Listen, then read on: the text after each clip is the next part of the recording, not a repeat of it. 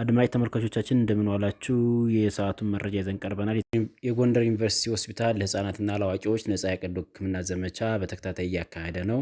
የጎንደር ዩኒቨርሲቲ ሕክምና ጤና ሳይንስ ኮሌጅ አጠቃላይ ስፔሻላይዝድ ሆስፒታል ለህፃናትና ለአዋቂዎች የህይወት ተስፋ የሚሰጥ የተለያዩ ቀዶ ሕክምና ዘመቻዎችን በተከታታይ እያካሄደ ይገኛል። ሆስፒታሉ ከዚህ ቀደም ከግንቦት 4 ቀን 2018 ዓ.ም ጀምሮ በዩኒቨርሲቲው ስፔሻላይዝድ ሐኪሞች በጤና ባለሙያዎች ቅንጅት ሰፊ የቀዶ ሕክምና ዘመቻ ሲያካሄድ መቆየቱ ይታወሳል። በተጨማሪም ከተለያዩ አጋር ድርጅቶች ጋር በመተባበር ከግንቦት 12 እስከ 16 ቀን 2018 ዓ.ም በተደረገ የልብ ቀዶ ሕክምና ዘመቻ ለ23 ህጻናት ስኬታማ ሕክምና ተሰጥቷል።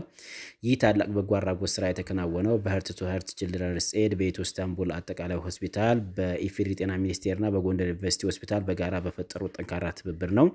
ይህን ተከታታይ የበጎ አድራጎት አገልግሎት ይበልጥ ለማጠናከር ከሰኔ 2 ቀን 2018 ዓ.ም ጀምሮ ለተከታታይ 3 ቀናት የሚቆይ ነፃ የአንገት በላይ ቀዶ ሕክምና ተጀምሯል። ሕክምናው ከኢሊት አንገት በላይ ቀዶ ሕክምና በዶክተር አብይ ታደሰ የሚመራው ድርጅት ጋር በመተባበር እየተከናወነ የሚገኝ ሲሆን ትኩረቱ በበርካታ ህጻናት ላይ አድርጎ በተለያዩ አንገት በላይ ጤና ችግሮች መፍትሄ እየሰጠ ይገኛል።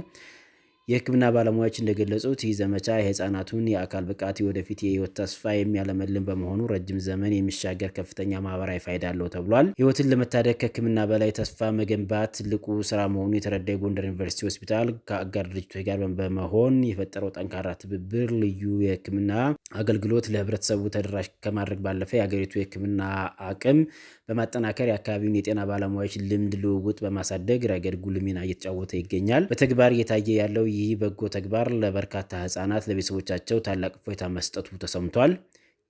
መረጃው የጎንደር ዩኒቨርሲቲ ህዝብ ግንኙነትና ኮሚኒኬሽን ስራ አስፈጻሚ ነው።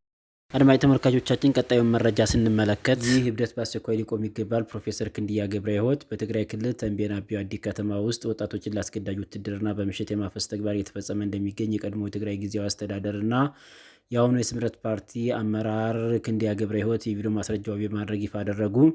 እንደ ፕሮፌሰር ክንድያ ገለጻ ይህ በወጣቶች ላይ ያነጣጠረ አስገዳጅ የሆነ ምልመላ በአዩ አዲ ብቻ ሳይሆን በክልሉ የተለያዩ አካባቢዎች በስፋት እየተተገበረ ይገኛል።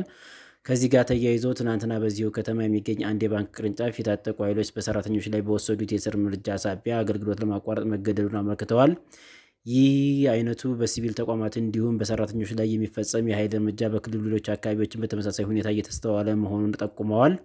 እየተፈጸመ ያለውን ድርጊት በጥብቅ ያወገዙ ሲሆን ይህ እብደት በአስቸኳይ ሊቆም ይገባል ሲሉ አሳስበዋል። በጉዳዩ ላይ ዝምታ መምረጥ ጥቃቱና የህዝብ ስቃይ የበለጠ እንደሚያበረታታ በመግለጽ የትግራይ ህዝብ ዘላቂ ሰላም፣ ፍትህ፣ ተጠያቂነት እንዲሁም ተገቢ ጥበቃ ሊደረግለት እንደሚገባ ጥሪያቸውን አስተላልፈዋል።